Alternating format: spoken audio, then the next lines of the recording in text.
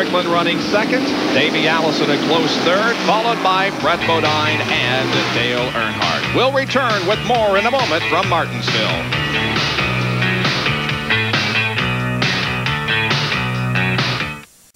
We're at Martinsville Speedway in Virginia for the Haynes 500 NASCAR Winston Cup race. And Major League Baseball on Tuesday night at 10:30 Eastern Time will feature the New York Yankees against the red-hot California Angels.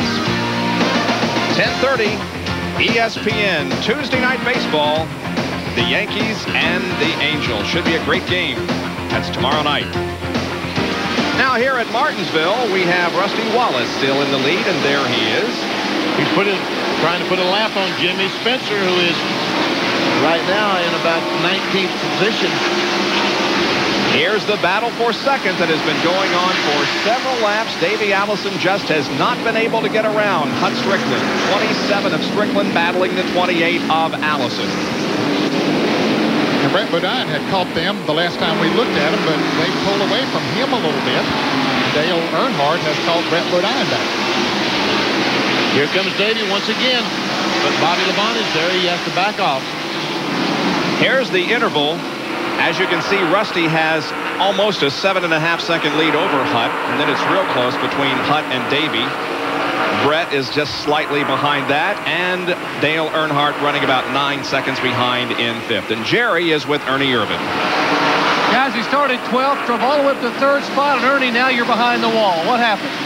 Well, evidently blew a head gasket or something. I'm not a motorman, so I'm not real sure, but it ran hot from the start. So we had to change motors this morning. We don't know what happened, but the car was running really good, you know. One of our best runs here with the Kodak Stone Chevrolet. That'll hurt you. You were 10th in the points. Well, yeah, it's going to hurt the points, but, you know, not much you can do about it. We did all we could do to try to keep it running, but started buking water out even after we cooled it off, so we had to park it. Ernie Irvan, a tough day here at Martinsville. Let's check in on the back straightaway with John Kernan, who's a little brake problem. John? Jerry, we see brake problems here quite a bit. In fact, Derrike Cope has just pulled in. The crewman had to jump out and hold the car to stop it, drag it down, because he has lost his brakes. In fact, there's a small fire there. They've now extinguished it under the right front. So the Bojangles racing crew will go to work on the car, try and fix it, and get Derrike back out into the race. But this is about the time of the race, usually, that you see brake problems start cropping up. A new brake system today. You remember back in Darlington that Kenny Schrader was fined $10,000 for having a brake system that recirculated the brake fluid? Well, NASCAR has approved that unit. As a matter of fact, they rescinded the fine. And Schrader did not pay a $10,000 fine. Speaking of Schrader, he's right in front of our leader, Rusty Wallace. But just about to get lapped. Anyway, they've approved that system, and several cars today have the system that every time you hit the brake, it circulates, it recirculates fluid. It moves the fluid through the system, trying to put cool brake fluid in the caliper. Schrader running in 15th position. So there are 15 cars on the lead lap, and he's trying desperately to stay on the lead lap. You'd love to see a caution about now.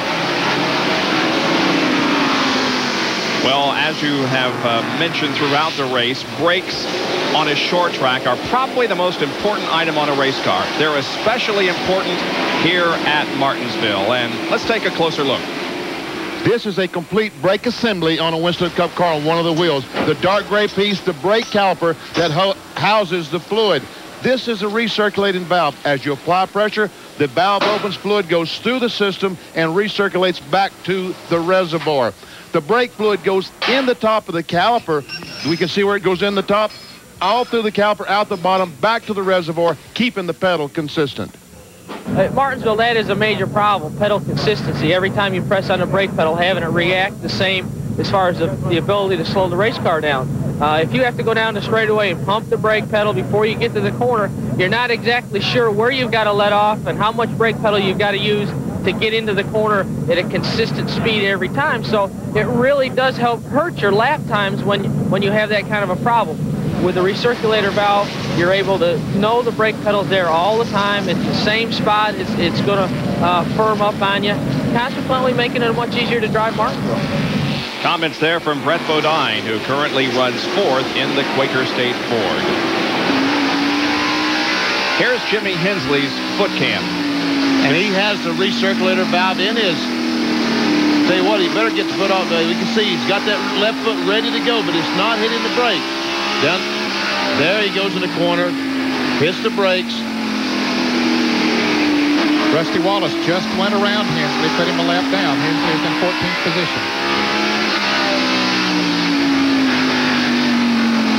And we can see that he's got a pedal. He doesn't have to pump.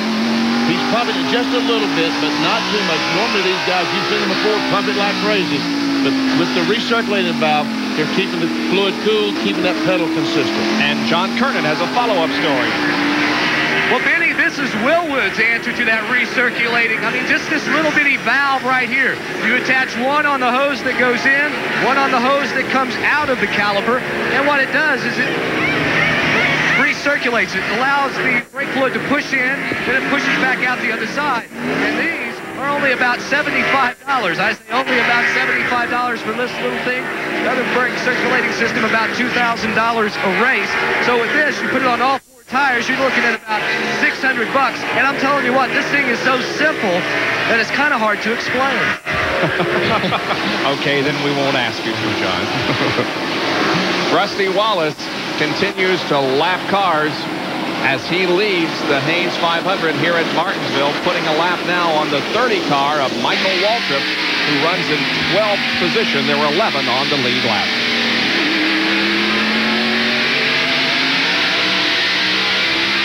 Isn't there anything We're back at Martinsville, and there is debris on the racetrack, as you can see. And on lap number 201, we have our fourth caution of the day, and this should result in mass hysteria on pit road.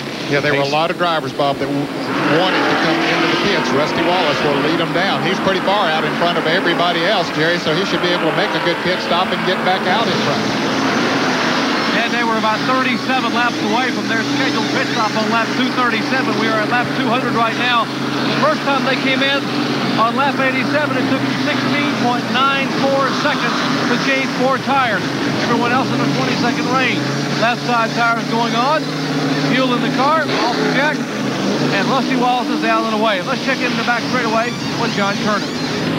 Jerry, I'm in Brett Bodine's pit. A fine run for Brett, as he qualified 18th today and moved all the way to 4th. Rusty in turn 2 coming down the back stretch. Right side tires going on the Quaker State Ford. They are pitted all the way at the end of the back stretch. They will not make a chassis adjustment as Rusty goes by. Left side is now going on. What they've done, they've adjusted the air pressure just to tighten the car up just a little bit for Brett. Left side is now going on. Dale Earnhardt a fine pit stop. Keeps Brett out. And Earnhardt almost beat Hut Strickland to the line. And Hut was pitting on the front stretch. Yeah, Dale's going to fall into 3rd spot. Excellent, excellent performance. And one thing that's helped that, John Kernan mentioned at the top of the show that for the first time, NASCAR, after the front stretch cars have been dropped off, the pace car speeds up and allows the other cars to get into the pits on the back stretch much earlier than they used to.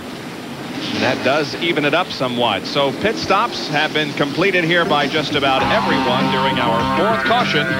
We'll take a break and be back with more of the Haynes 500.